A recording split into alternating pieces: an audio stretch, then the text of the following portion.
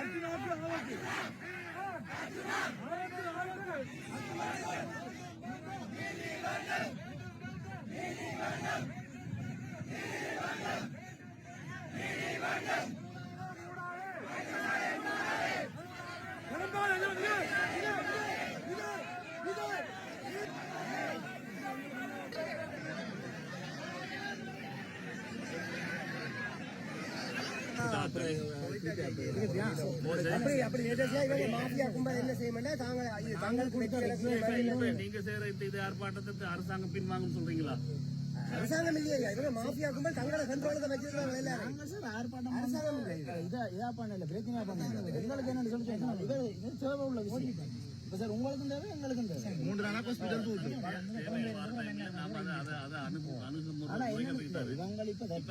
நீங்க சொல்றீங்க இன்றைக்கு வட மாகாணத்துல எல்லா ஹாஸ்பிட்டல் யூஸ் யாரு மருந்து பாக்குறோம், யாரு பாதிக்கப்பட போறாங்க? 25 டாக்டர்ஸே நாங்க கூப்பிட்டுருக்காங்க இங்க வேலை செய்யலாம். அதுக்கு என்ன யாரு செய்யறா? அடிச்சிருக்காங்க ஹாஸ்பிட்டல் ஒரு டாக்டர் அடிச்சிருக்காங்க. என்ன செய்வீங்க?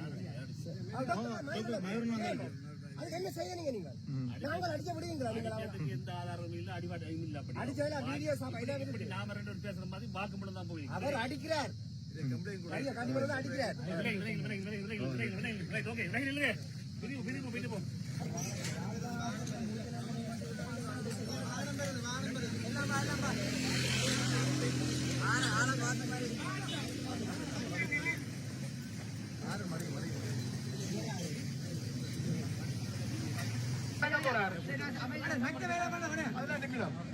வெளியிட போறாரு. சென்னால அவர் எங்க இருக்க முடியா?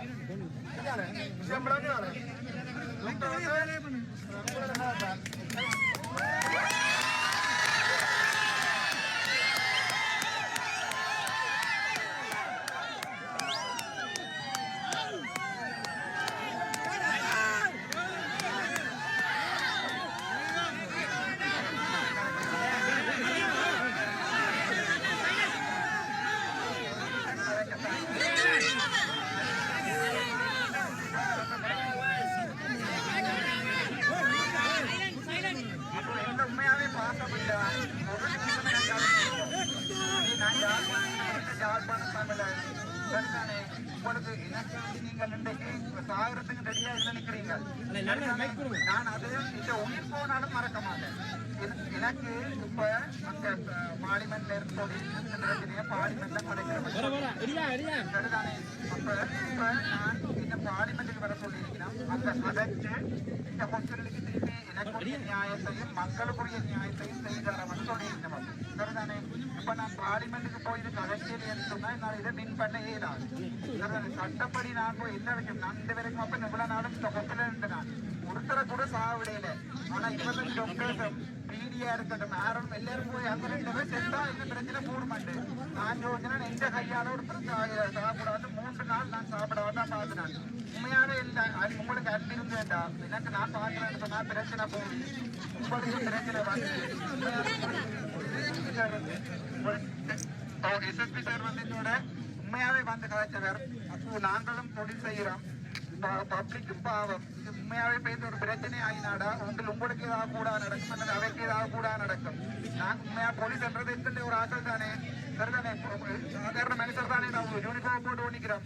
என்ன பொறுத்த வரைக்கும் நான் ஒரு நீதியை மதிக்கிறார் மச்சான். அதால தயவு செய்து நான் சொல்றது கேளுங்க. போலீஸ் சொல்றது என்னன்னு சொன்னா இந்த பிரச்சனையை பண்ணி பாடிட்டு பார்லிமெண்ட்ல போய் கதைச்சிட்டு வாங்க டாக்டர்ன்னு சொல்லி அங்கேயும் என்னோட எல்லாருமே கதைச்சு நான் பெரியாக்கு நான் பேர் சொல்லல. அங்க வாங்கோ இப்ப பார்லிமெண்ட்ல கதை பட்டு கொண்டு இந்த விஷயம் அங்க வாங்கோ கதைச்சிட்டு திருப்பி வருவோம். ஆனா நான் ஏமாற்றப்பட்டா இந்த தமிழ் மக்களுக்காண்டி நான் ஒன்றே சொல்றேன். நான் டாக்டரா வாழ்க்கையில வேலை செய்ய மாட்டேன். நான் எங்கேயாவது போயிடுவேன்.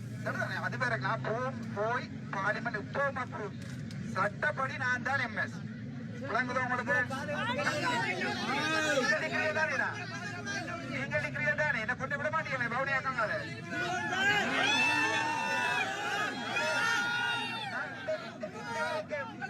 போலீஸ் பாதுகாப்பு கேட்கல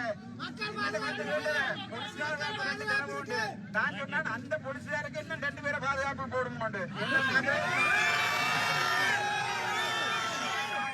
யாழ்ப்பாணத்துல நான் நிக்கிற சவுட்ல இல்ல குடும்பல இல்ல. நான் நிக்கிற யாழ்ப்பாணத்துல 30 வருஷம் செத்து தான் போனாங்களே ஒழிய நாங்க ஒரு நாள் அழிஞ்சு போயில.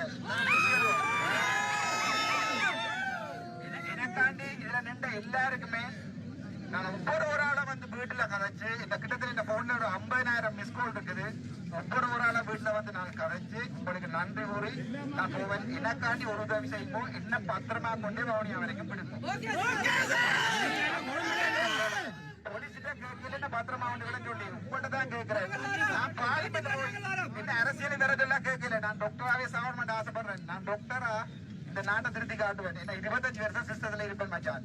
சரிதானே. நான் இந்த நாட்டை திருத்தி காட்டுவேன். ஒரு நாளைக்கு ஒரு டாக்டர் விட்டு போட்டு போய் பிரைவேட்ல செய்ய மாட்டேன். நான் இங்க உயிரோடு இருக்கும் வரைக்கும் அது நடக்காது. செத்தா இது நான் போய் எங்கேயா செத்தா கொடிய கொண்டு சாவச்சு நடுவில் வச்சு நிக்கணும். வேற ஒருத்தரையும் கொடுக்க கூடாது.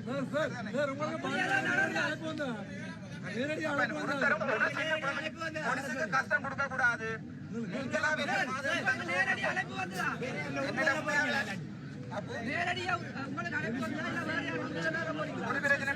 எனக்காண்டியடா போலீஸோட சப்போர்ட் பண்ணுங்க.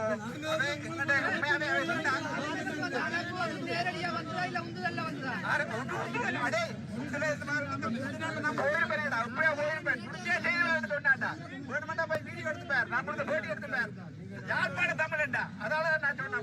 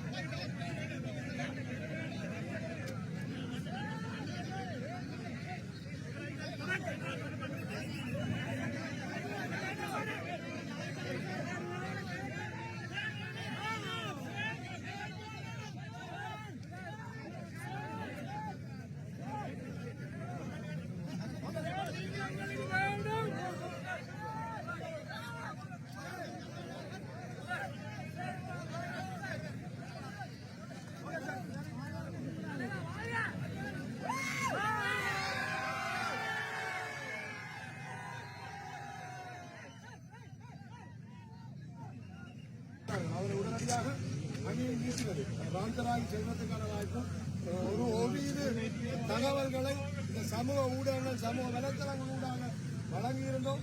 அந்த வழங்கியதன் பிறகு ஆயிரக்கணக்கில் 4 மணி இலக்கம் இன்று வரைக்கும் 1000க்கும் மேற்பட்ட மக்கள் ஒன்று கூடி இந்த எதிர்ப்பு விடயத்தை மேற்கொண்டதன் காரணமாக இன்றைக்கு வைத்தியருக்கு ஜனாதிபதி செயலகத்திலிருந்து அழைப்பு வந்திருக்கின்றது. ஜனாதிபதி உமக்கான நீதி கிடைக்க நாங்கள் வழி செய்கிறோம் என்று சொல்லியும் அதற்காக பாராளுமன்றத்தில் இந்த விடயம் எடுக்கப்பட்டு கலந்துரையாடப்பட்டுக் கொண்டிருப்பதாகவும் ஜனாதிபதி செயலகத்துக்கு வந்து ஜனாதிபதி செயலகத்தினுடைய அந்த கலந்துரையாடல் பிரகாரம் தான் இந்த வைத்தியசாலைக்கு வைத்திய அத்தியராக வர வேண்டும், அதை தருவார்கள். அப்படி தர தவறினால் தான் தன்னுடைய வைத்திய பணியிலிருந்து நான் விலகி வேறு தொழிலுக்கு தான் செல்வதாகவும் கூறி இந்த மக்கள் எல்லோருக்கும் நன்றி தெரிவித்து இந்த எங்களுடைய கவனிப்பு போராட்டத்துக்கு ஒத்துழைப்பு வழங்கிய எல்லா தரப்பிலும் ஊடகங்கள்லேருந்து மக்கள்லேருந்து நலம்புரிகள் எல்லாருக்கும் எல்லா உதவிகளும் செய்த எல்லா தரப்பினருக்கும் நன்றி கூறி சென்றிருக்கிறோம். அதே மாதிரியான நன்றியை நாங்களும் எங்களுடைய இந்த ஒழுங்குபடுத்தின எல்லோரும் ஒழுங்குபடுத்தினார்கள். அந்த வகையில் நானும் என்னுடைய நன்றி